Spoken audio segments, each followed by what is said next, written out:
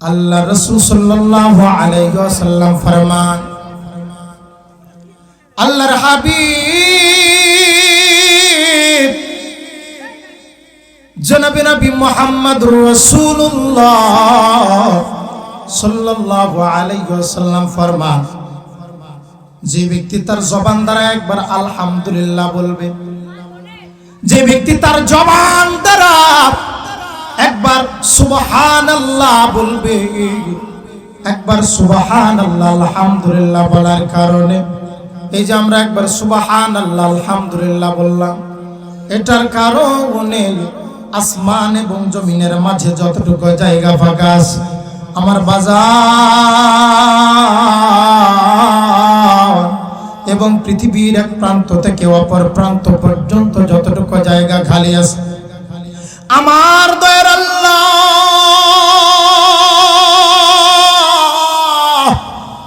আসমান এবং জমিনের মাঝে যতটুকু জায়গা ফাঁকা আছে এবং পৃথিবীর এক প্রান্ত থেকে অপর প্রান্ত পর্যন্ত যতটুকু জায়গা খালি আছে আপনার আমার আমলনামায় আল্লাহ এত পরিমাণে সওয়াব লিখে দিয়েছেন, জোরে বলা যাবে নাকি একবার সুবহানাল্লাহ?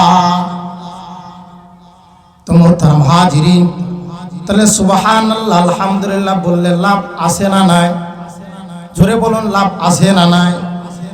আসলে আমার ভাই, আমার বাজার, আমার বন্ধুরা, এই যে এরকম পবিত্র মজলিসে আল্লাহ তাআলা আসলে সবাইকে আনেন না, সবাইকে আনেন।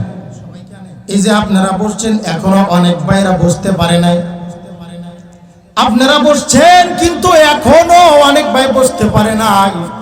এই যে আপনারা বসলেন, সুবহানাল্লাহ বললেন, আলহামদুলিল্লাহ বললেন, আল্লাহ তাআলা কি করলো যে আসমান এবং জমিনের মাঝে যতটুকু জায়গা ফাঁকা আছে এবং পৃথিবীর এক প্রান্ত থেকে অপর প্রান্ত পর্যন্ত যতটুকু জায়গা খালি আছে এত পরিমাণে সওয়াব লিখে দিল।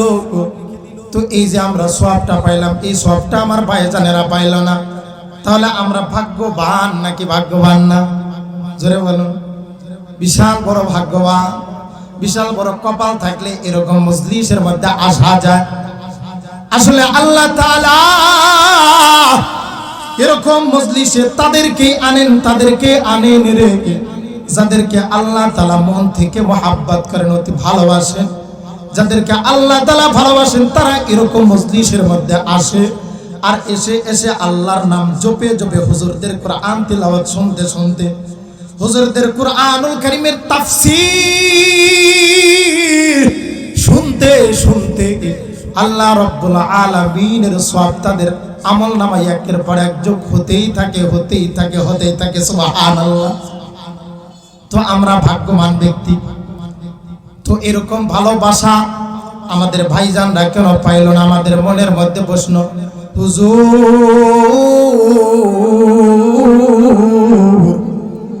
হুজুর আমি ভাগ্যবান হইলাম, আল্লাহ তাআলা আমাকেও যেমনি বানাইছে আমার বন্ধুকেও তেমনি বানাইলো। হুজুর আল্লাহ তাআলা আমাকে মায়া করে বানাইছে, আমার বন্ধুকেও বড় মায়া করে বানাইছে।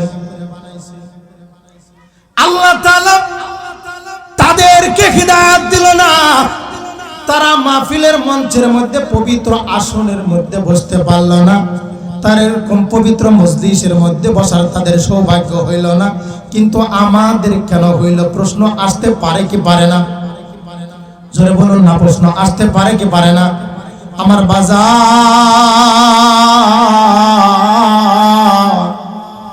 আল্লাহ রাব্বুল আলামিন এমনি কাউরে ভালোবাসে না, বরং আল্লাহ রাব্বুল আলামিনের ভালোবাসা পাওয়ার জন্য, আল্লাহ রাব্বুল আলামিনের হিদায়াত প্রাপ্ত বান্দা হওয়ার জন্য কিছু কাজ করতে হয়। যে রকম ভাবে আপনি কারো কাছ থেকে 20,000 টাকা যদি ধার চান, হাওলাত চান, আপনার কি এই যুগে এমনি দিব নাকি? তো আগে তার সাথে খাতির জমাইতে হবে, আগে তার সাথে ভাব জমানোর পর, আগে তার সাথে মিল মোহাব্বত জমানোর পর তারপরেই সে না আপনার প্রতি সে সন্তুষ্ট হবে। এরপরে যখন পছন্দ হয়ে যাবে, এরপরে আপনাকে 20,000 টাকা চান বা 10,000 টাকা চান, সঙ্গে সঙ্গে বাড়িতে থাকলেই দিয়ে দেবে। কথা বলেন ঠিক কিনা? আমার দয়ার আল্লাহ, আমার দয়ার মাওলা বড় আদর করে আপনাকেও বানাইছে, আমাকেও বানাইছে, আমার বন্ধুদেরকেও বানাইছে, আমার বাবাকে বানাইলো। কিন্তু আমার বাবা এরকম পবিত্র মজলিসে আসতে পারলো না, আপনি আমি আসতে পারলাম, আমার বন্ধু আসতে পারলো না, কিন্তু আমি আসতে পারলাম। তো আমার বন্ধুকে কেন ভালোবাসলো না? আমার বাবাকে কেন ভালোবাসলো না? আমার বাড়ির পাশে আমার চাচতো ভাই ছিল, তাকে কেন ভালোবাসলো না? কেন বা আমাকে আল্লাহ তাআলা এত ভালোবাসলো? আমার বাজানরা রে, যারা আমরা মাহফিলের মঞ্চের মধ্যে বসে গেছি, আমরা আরো 1 সপ্তাহ 2 সপ্তাহ আগে থেকে ভেবে রেখেছিলাম ওই যে কান্দাপাড়া অমুক জায়গায় যুব সমাজের উদ্যোগে একটা মাহফিল হবে। আমরা জানতাম কি জানতাম না? তো আমরা যখন শুনেছি, শোনার পর সেই দিন থেকে আমরা আলাদাভাবে একটা প্রস্তুতি গ্রহণ করা শুরু করে দিয়েছি যে আমি যদি ওইরকম পবিত্র মজলিসে যাই, আমি যদি মাহফিলে যাই, আমার জুব্বাটা বড় পরিষ্কার রাখা উচিত। কথা বলেন ঠিক না? আমার টুপিটা যদি পরিষ্কার না রাখি, পবিত্র যদি না রাখি, এরকম পবিত্র মজলিসে আমি যাইতে পারবো না। আমার বাজার, তো এই যে পবিত্র মজলিসে আসার জন্য আমাদের পবিত্র করতে হয়েছে নিজের শরীরটাকে, নিজের পোশাক দিয়ে আগে পরিষ্কার করেছি। এই পরিষ্কার করার কারণে এই যে পছন্দনীয় কাজ করেছে, আগে থেকে উদ্যোগ নিয়েছি, এই উদ্যোগটাকে আমার দয়ার আল্লাহ, আমার দয়ার মাওলা পছন্দ করে নিয়েছেন। জোরে বলা যাবে নাকি একবার সুবহানাল্লাহ? আর জোরে বলেন সুবহানাল্লাহ। আমার আল্লাহর সাথে কি কোনো রাগ আসেনি? আমার আল্লাহর সাথে কি কোনো রাগ আসেনি? তাহলে সুবহানাল্লাহ জোরে বলতে কি সমস্যা? আরো জোরে বলেন সুবহানাল্লাহ। আমার বাজার, যখন আমাদের বয়স আস্তে আস্তে একটু বেশি হয়ে যাবে, তখন সুবহানাল্লাহ মুখ দিয়ে বের হবে না? হবে। তখন সুবহানাল্লাহ আমাদের জবান দ্বারা এইভাবে বের হবে না যেইভাবে এখন বের হচ্ছে। তখনও বের হবে, এখনো বের হবে, কিন্তু তখনকার বের হওয়ার এখনকার বের হওয়ার মধ্যে আকাশ পাতাল পার্থক্য। কথা বলেন ঠিক কিনা? তো এই জন্য একজন লেখক বলেন, একজন শিল্পী বলেন যে যখন হবে বাতি, আরে সঙ্গী হবে বাঁশের লাঠি, কিছু কিছু কম শুনবি তুই কানে। ঠিক না? তো মানুষ যখন বাতি হয়ে যায়, মানুষের যখন বয়স বেড়ে যায়, তখন মানুষের সঙ্গী সাথী আর কেউ থাকে না। এই যে এখন যেমন আমাদের যারা যুবক ভাইয়েরা আছে, প্রত্যেকেরই 10টা 20টা করে বন্ধু আছে না নাই? 10টা করে 20টা করে বন্ধু বান্ধব থাকে। বন্ধুকে যদি বলে বন্ধু ওই যে কান্দাপাড়া একটা মাহফিল হচ্ছে, মাহফিলে বিশাল বড় বড় দোকানপাট হবে, তো ওইখানে অনেক ধরনের নানা ধরনের জিনিসপত্র থাকবে, চল আমরা ওইখানে যাব। তো বন্ধুকে কল দিতে দেরি, বন্ধু আসতে দেরি করে না। তো এই জন্য বলে যখন হবে বাতি, ওরে সঙ্গে হবে বাঁশের লাঠি, কিছু কিছু কম শুনবি তুই কানে। তো আমার বাজার, মানুষ যখন বয়স হয়ে যায়, বয়স হতে হতে হতে হতে যখন বাতি হয়ে যায়, এক পর্যায়ে বাতি হতে হতে তার বন্ধু আর থাকে না। আস্তে আস্তে সংসারের টেনশন, ছেলেপেলের টেনশন, স্ত্রীর টেনশন, বাবা মার টেনশন, কিভাবে বড় বড় বাড়ি করব, কিভাবে বড় বড় দালান কোঠা করব, এই নিয়ে টেনশন। টেনশন করতে করতে আস্তে আস্তে নিজের বন্ধুরা দূর হয়ে যায়, আত্মীয় স্বজন দূর হয়ে যায়। এক পর্যায়ে যখন বুড়ো মুরব্বী হয়ে যায়, নিজের বাচ্চা কাচ্চা তারাও নিজের বাবাকে আর পছন্দ করে না। কথা বলেন ঠিক কিনা? সবাই বলে শালার বুড়িয়া তাড়াতাড়ি বললেই বাঁচি যায়, শালার বুড়িয়া তাড়াতাড়ি বললেই বাঁচি যায়। আমাদের নিজেদের সন্তান কত কষ্ট করে, কত মায়া মহাব্বত করে, কত আদর আপ্যায়ন করে সন্তানকে লালন পালন করি। তো লালন পালন করার পর সন্তান যখন আস্তে আস্তে বড় হয়, সন্তানকে বিবাহ দিই।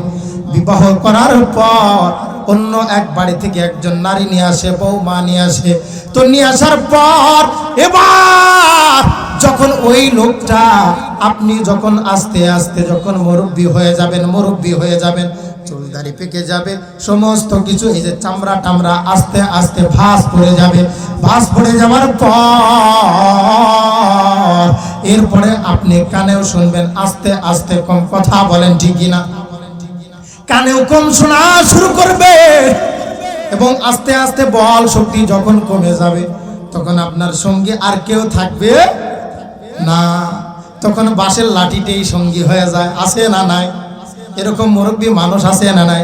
তো এই জন্যই কবি বলেন, আরে যখন হবে বাতি ওরে সঙ্গী হবে বাঁশের লাঠি, আরে কিছু কিছু কম শুনবি তুই কানে। ও সেদিন বল থাকবে না হাতে,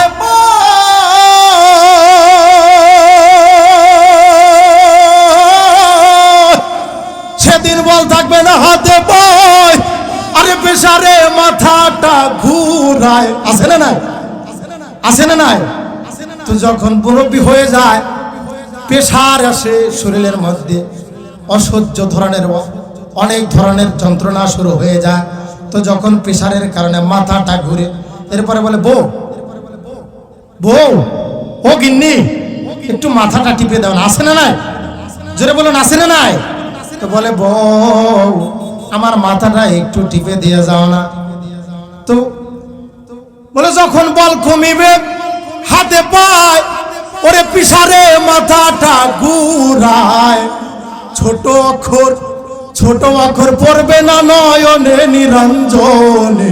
ছোট অক্ষর কি তখন দেখা যায়? মুরব্বীরা বলে হুজুর গো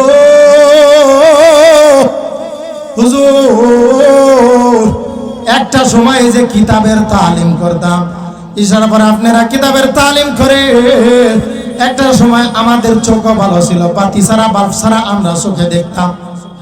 কিন্তু আস্তে আস্তে যখন আমার দাড়িটা পেকে গেল, আমার চুলটা পাকা শুরু হয়ে গেল, আস্তে আস্তে বয়স বাড়তে বাড়তে আমার চোখের জ্যোতিটাও কমে গেল। আছে না না? তো তখন বলে যে যখন বল কমিবে হাতে পায় ওরে পেশারে মাথাটা ঘুরায়, ওরে ছোট অক্ষর পড়বে না নয়নে নিরঞ্জনে, দিবে তোরে দোজখের আগুনে। আমরা যদি নামাজ না পড়ি, আমরা যদি এরকম পবিত্র মজলিসে যদি না আসি, তাহলে আল্লাহ তাআলা দোজখে দিবে না ভাই? আল্লাহ তাআলা দোজখে দিবে না? তো এই জন্য আমার ভাইদেরকে বলবো, যারা এখনো মাহফিলের এই মঞ্চের এদিক সেদিক যারা ঘোরাফেরা করছেন, দুনিয়া যাবতীয় জিনিস আপনারা দেখাশোনা করছেন, দেখছেন, ঘুরছেন ফিরছেন, গান বাদ্যযন্ত্র শুনছেন, বা বাড়ির মধ্যে অনর্থক ভাবে বসে আছেন, তো সেই ভাইদের প্রতি আমার উদারত আহ্বান থাকবে, ভাই যখন আপনার চামড়াটা আস্তে আস্তে ঢিল হয়ে যাবে, তখন আপনার সন্তানরাও আপনাকে মানবে না, আপনাকে ভালোবাসবে না।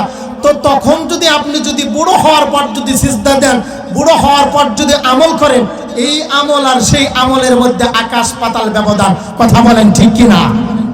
তো মোহতারাম হাজিরিন, যেই কথা আসলে বলতেছিলাম, আমার বাজার, ওই যে বলছিলাম যে আল্লাহ তাআলা এরকম মজলিসে আনেন না। আসলে ভাই হিদায়াত, তাওফিক, হিদায়াত এই বিষয়টা আল্লাহ তাআলা আসলে সবাইকে দেন না। হিদায়াত এক জিনিস এবং তৌফিক বিষয়টা আর এক জিনিস। আল্লাহ তাআলা তৌফিক কাদেরকে দেন এবং হিদায়াত কাদেরকে দেন, সেই বিষয় নিয়ে আজকের আলোচনা করব ইনশাআল্লাহ। আমার দয়ার আল্লাহ, আমার দয়ার মাওলা কুরআনুল কারীমের মধ্যে ঘোষণা করেন, আমার দয়ার আল্লাহ, আমার দয়ার মাওলা কুরআনুল কারীমের সূরা 25 নম্বর পারা 2 নম্বর পারার মধ্যে বলে, 2 নম্বর পৃষ্ঠার মধ্যে বলেন, ফারিকু ফিল জান্নাতি ওয়া ফারিকুম ফিস সাঈর। একটু জোরে জোরে বলা যাবে নাকি? আল্লাহু আকবার। আরো জোরে জোরে বলুন আল্লাহু আকবার। আমার দয়ার আল্লাহ, আমার দয়ার মাওলা আমাদের জন্য 2টা রাস্তার ব্যবস্থা করে রেখেছেন। কয়টি রাস্তার বাজার? 2টা রাস্তার ব্যবস্থা করে রেখেছেন। ফারিকুম ফিল জান্নাহ। এই যে আমরা যে দুইটা ভাগে বিভক্ত, একটা হলো ফারিকুম ফিল জান্নাহ, একটা হলো জান্নাতের রাস্তা, জান্নাতের ভাগ, আর একটা ভাগ ফারিকুম ফিস সাঈর, আর একটা ভাগ হলো, আর একটা ফরিক হলো জাহান্নামের রাস্তা, জাহান্নামের ভাগ। কথা বলেন ঠিক কিনা? তো আমার বাজার, কারা জান্নাতে যাইবে আর কারা জাহান্নামে যাইবে, কারা ফারিকুম ফিল জান্নাহর রাস্তার অনুসারী আর কারা ফারিকুম ফিস সাঈর, সাঈরের রাস্তার অনুসারী, তাদের কথা আমি বর্ণনা করব। আমার বাজান গো, আসলে আল্লাহ তাআলা সবাইকে হিদায়াত দেন না, সবাইকে ভালোবাসেন না। তো ভালোবাসার মতো আসলে কিছু কাজ করতে হয়। তো দুনিয়ার মধ্যে আমরা কেমনে চলবো, কেমনে আল্লাহ তাআলার পছন্দনীয় বান্দা হইব, কেমনে আল্লাহ তাআলার প্রেমিক হইব, কেমনে আল্লাহ তাআলার ভালোবাসার বান্দা হইব, এটা আমাদের রাসূল, আমাদের নেতা আমাদেরকে শিক্ষা দিবেন কি দেন নাই? কথা বলেন, এটা আমাদের রাসূল, আমাদের নেতা শিক্ষা দিবেন কি দেন নাই? আমাদের রাসূল আমাদেরকে শিক্ষা দিয়েছেন, আমাদের পথ বদলায় দিয়েছেন যে এমনে চললে ভালো হবে, এমনে চললে ভালো হবে না। আমরা যদি মসজিদে যাই তাহলে আমরা ফারিকুম ফিল জান্নাহ, এই রাস্তার মধ্যে আমরা আসি, বোঝা যাবে আমার বাজার। আর যদি আমরা মসজিদের মধ্যে নামাজ পড়তে না গিয়ে বন্ধু বান্ধবের আড্ডা যাই, সিনেমায় যাই, তাহলে বুঝতে হবে আমরা জাহান্নামের রাস্তার মধ্যে আছি। কথা বলেন ঠিক কিনা? আমার বাজার, আমরা যদি মাহফিলের মঞ্চের মধ্যে আসি, বড় বড় আলেম ওলামাদের কথাবার্তা শুনি, কোরআন হাদিসের আলোকে কথাবার্তা শুনি, তাহলে বুঝবেন আমরা জান্নাতের রাস্তার মধ্যে আছি। আমার বাজার, আর যখন দেখবেন যে না কোরআন হাদিসের কথা আমাদের ভালো লাগে না, কোরআন সুন্নাহর কথা আমাদের ভালো লাগে না, টুপি আমাদের ভালো লাগে না, ইসলামী কোনো মজলিস আমাদের ভালো লাগে না, মসজিদ মাদ্রাসা ভালো লাগে না, আলেম ওলামা দেখলে আমাদের মাথা চুলকায়, আমার বাজান গো, তাহলে বুঝবেন যে আমি হিদায়াতের রাস্তার মধ্যে নাই, আল্লাহ তাআলার ভালোবাসার রাস্তার মধ্যে নাই, আমি ফারিকুম ফিল জান্নাহর রাস্তার মধ্যে নাই, আমি এখন চলে গেলাম ফারিকুম ফিস সাঈর, মানে জাহান্নামের রাস্তায়। জোরে বলা যাবে না কি ঠিক কিনা? আমার বাজার, হিদায়াত আল্লাহ তাআলা ওই যে বললাম সবাইকে দেন না। তো যারা এই ধরনের পছন্দনীয় জায়গায় আসেন, এই ধরনের জিনিস যাদের কাছে ভালো লাগে, আল্লাহ তাআলা তাদেরই হিদায়াত করেন। কথা বলেন ঠিক কিনা? আর যারা এই ধরনের জিনিসকে যারা ভালোবাসেন না, আল্লাহ তাআলা তাদেরকে হিদায়াত দেন না, যেমনি দেন না আবু জেহেলকে। কথা বলেন ঠিক কিনা? আমার বাজার, আবু জেহেল ছিল আমার দয়ার নবী, আমার মায়ের নবীর চাচা, তারপরেও কিন্তু হিদায়াত পান নাই। কেন পান নাই? যে বারবার আমার রাসূল বারবার দাওয়াত দিত, আমার চাচা যান, চাচা গো, আপনি একটু কালেমাটা পড়েন না, আপনি আল্লাহতে বিশ্বাস হন না, আমাকে যে আমার দয়ার আল্লাহ, আমার দয়ার মাওলা শেষ নবী হিসেবে পাঠাইছে, একটু বিশ্বাস করেন না, একটু ঈমান আনেন না। তো যতবার আমার দয়ার নবী যতবার তার কাছে কালেমার দাওয়াত নিয়ে গেছে, ততবারই আবু জেহেল কপাল ফাটার মতো, কপাল ফোলার মতো আমার রাসূলকে ফিরিয়ে দিয়েছেন। কথা বলেন ঠিক কিনা? কিন্তু আমার রাসূল এরপর বারবার দাওয়াত দিয়ে গেছেন, বারবার দাওয়াত দিয়ে গেছেন, কারণ আমার রাসূলের দায়িত্ব ছিল এইটা। আমার রাসূল সাল্লাল্লাহু আলাইহি সাল্লামের দায়িত্ব ছিল যে এইটা, যে আমার উম্মতকে কেমনে আমি জান্নাতে নিয়ে যাব, সে আমার চাচা হোক, ভাই হোক, বা দূরবর্তী আত্মীয় স্বজন হোক, যেই হোক না কেন, আমার উম্মতদেরকে জান্নাতে আমারই নিতে হবে। কথা বলেন ঠিক কিনা? তো যখন তার চাচাকে একের পর এক দাওয়াত দেয়, আবু জেহেল বলে, মুহাম্মদ তুমি বড় জাদুকর, আরে মুহাম্মদ তোমাকে আমি নবী হিসেবে মানতে পারবো না, তোমাকে আমি রাসূল হিসেবে মানতে পারবো না, তবে ওগো মুহাম্মদ তুমি যদি আমাকে একটা বিশ্বাস যদি আমাকে দেখাইতে পারো, একটা কাজ যদি বিশ্বাস করাইতে পারো, তাহলে তোমাকে আমি মুহাম্মদ সাল্লাল্লাহু আলাইহি ওয়াসাল্লাম মানে শেষ নবী হিসেবে তোমাকে আমি গ্রহণ করব। এবার বলে চাচা যান, আপনি বলুন দেখি, হিদায়াতের মালিক তো আমি না, হিদায়াতের চাবিখানা তো আমার কাছে না, তবে আমি চেষ্টা করে যাব আপনার প্রশ্নের উত্তর দেওয়ার জন্য ইনশাআল্লাহ। যদি আমার মাওলা, আমার দয়ার আল্লাহ হিদায়াত লিখে থাকে, তাহলে আপনি হিদায়াত পাবেন। তো আমি চেষ্টা করে যাব আপনার প্রশ্নের জবাব দেওয়ার জন্য। এবার বলে ওগো মুহাম্মদ আমার ভাতিজা, হঠাৎ করে একদিন আসার পরে বলতেছে, ওগো মুহাম্মদ বলো তো দেখি আমার হাতের মধ্যে কি আছে। আমার নবীকে বলতেছে, মুহাম্মদ ওগো ভাতিজা, তুমি নাকি নবী, তুমি নাকি শেষ নবী, তুমি নাকি আল্লাহর রাসূল। যদি আল্লাহর প্রেরিত রাসূল হও, তাহলে তো অবশ্যই তুমি জানবা যে আমার হাতের মধ্যে কি আছে। তো এবার যখন প্রশ্ন করলো, এবার প্রশ্ন করার পরে আল্লাহ রাসূল সাল্লাল্লাহু আলাইহি ওয়াসাল্লামের হাতে তো আসলে হিদায়াতের চাবিখানা ছিল না। তো আল্লাহ রাব্বুল আলামিনের কাছে, আর তিনি আলিমুল গায়বও ছিলেন না, অদৃশ্যের জ্ঞানও তার কাছে থাকতো না, তবে অন্যরকম ধরনের একটা নূর তার কাছে থাকতো। কথা বলেন ঠিক কিনা? তো আল্লাহর কাছে এবার ফরিয়াদ জানাও, ও আল্লাহ, ও গো দয়ার আল্লাহ, আমি জানি না এই হাতের মধ্যে কি আছে। আল্লাহ তুমি ছাড়া কেউ আলিমুল গায়ব না, তুমি যদি না জানা দাও, তুমি যদি না বলে দাও, এটা আমার পক্ষে কখনোই বলা সম্ভব না। আল্লাহ গো, জানি না এটার কারণে আমার চাচা আবু জেহেল হিদায়াত পাবে কিনা। এবার বারবার যখন আল্লাহর কাছে বলে, আল্লাহ তাআলা ওই হাতের ভিতরে যেটা ছিল সেটার জবান চালু করে দিয়েছেন। এবার আমাদের নেতা, আমাদের রাসূল সাল্লাল্লাহু আলাইহি ওয়াসাল্লাম বলে, ওগো চাচা আপনার হাতের মধ্যে কি আছে আমি যদি বলে দিতে পারি, তবে কি আপনি কালেমা পড়ে মুসলমান হইবেন? এবার আবু জেহেল বলে ঠিক আছে ভাতিজা, তুমি আগে বলোই না দেখি, তুমি যদি বলো, তুমি যদি বলতে পারো আমার হাতের মধ্যে কি আছে, তাহলে আমি কালেমা পড়ে মুসলমান হব।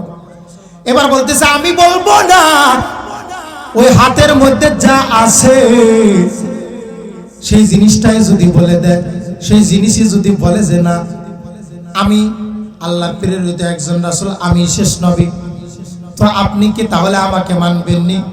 আপনি কি কালেমা পড়ে মুসলমান হয়ে যাবেন নাকি?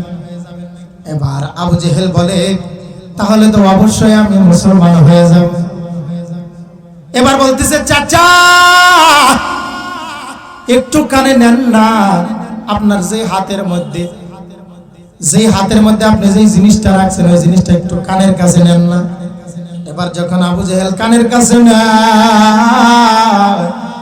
নেওয়ার সঙ্গে সঙ্গে বলে লা আশহাদু আল্লা ইলাহা ইল্লাল্লাহু মুহাম্মাদুর রাসূলুল্লাহ। জোরে বলা যাবে নাকি একবার সাল্লাল্লাহু আলাইহি ওয়াসাল্লাম? আরো জোরে বলুন না সাল্লাল্লাহু আলাইহি ওয়াসাল্লাম।